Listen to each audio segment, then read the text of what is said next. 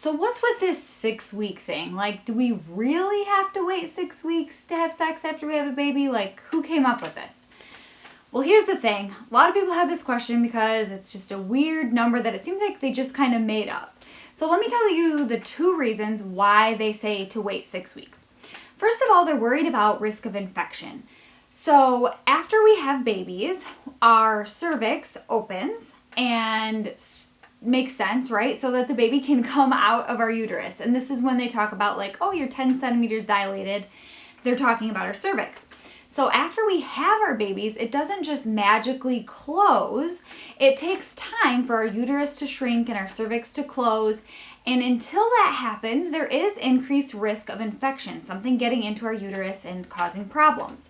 When we have intercourse, before that's completely closed, there is the chance that bacteria could jump onto the sperm and hitchhike a ride into our uterus, and that's where it causes problems. So they say if you wait until after you have stopped bleeding, your postpartum bleeding or lochia, if you wait until that point, that's a good indication that your cervix is closed, your uterus is healed, where the placenta was attached, and a lot less risk of infection if you wait until that point. So that's the first reason. The second reason they tell you to wait is because any type of tearing, episiotomy, cesarean scarring that has occurred, they want to make sure that that tissue is fully healed so that during intercourse you don't re-injure something.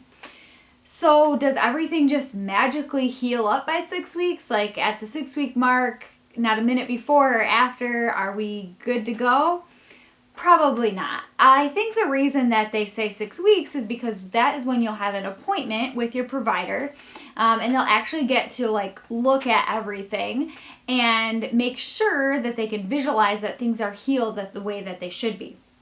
By the way, if you're wondering like, what should I ask my provider when I go for my 6-week checkup, there is actually a cheat sheet that I've created. It is down below in the description and in the comments.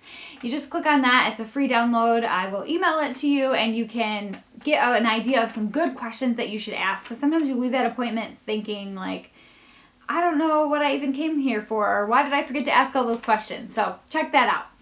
But back to the whole waiting to have sex issue, they want to make sure that that tissue is healed. So a lot of times tissue actually heals in like 10 days to 3 weeks. It depends on which research you look at and what kind of tissue and how much tissue was injured. But a lot of times that means just the top layer is healed. So if you've gone through a lot of layers of muscle, like you might with an episiotomy or a cesarean delivery, it could actually take longer for everything to be completely healed and feeling back the way it was before your delivery. So when I say this, what I mean is that you should really look into ways that you can move your scar to get things healing well. You might need to do work to stretch out things and make the skin more like flexible and agile if you're going to be wanting to have intercourse. So I'm actually going to put like a link to another video that I made, and this is all about episiotomy healing and things that you can do to try to decrease pain and improve healing after you've had an episiotomy. You're going to need extra lubricant when you do have sex. You might need to try different positions that are more comfortable. And you might even need to see a physical therapist, actually. There's lots of things that we can do to help with trigger points that are in our pelvic floors and to just desensitize the scar and make things feel normal again. The big thing here is that you don't want to go ahead and have intercourse when it's really painful. The more that you have intercourse and are associating it with pain, the harder it is to get out of that cycle. So there's like a snowball effect. You have intercourse, it's painful. Next time you go to have intercourse, you're anxious about it, which causes you to tense up your pelvic floor muscles, which causes it to be even more painful.